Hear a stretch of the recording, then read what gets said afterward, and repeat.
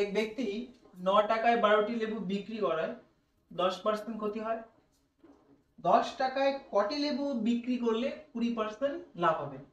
এটা একদম short tricks দেখাবো, ডেসক্রিপটিভ আছে, ওটা পরে দেখে নিতে পারো। দেখো, 9 টাকায় 12টি লেবু বিক্রি করেছে, তার মানে এই 12টি লেবুর দাম কত? 9 টাকা। তাই আমি লিখবো 9 টাকাটা উপরে, নিচে হচ্ছে 12, গুণ চিহ্ন দেবো। 12টি লেবু 9 টাকা বিক্রি করার কারণ 10% ক্ষতি হয়েছে। 10% ক্ষতি মানে কি?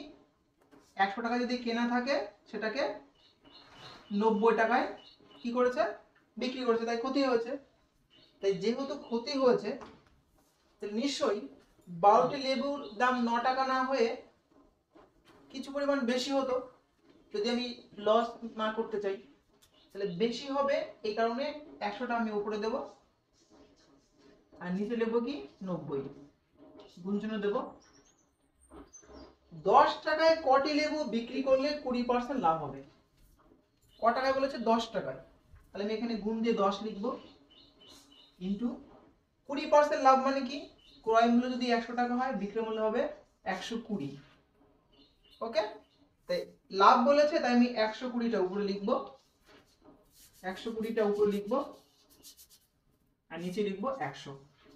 সিম্পল কাটাকাটি করে দাও, এই 0 এই 0 কাটা, এই 0 এই 0 কাটা, এই 0 এই 0 কাটা, এই 9 এই 9 কাটা, এই 12 এই 12 কাটা, তাহলে কত পড়লো?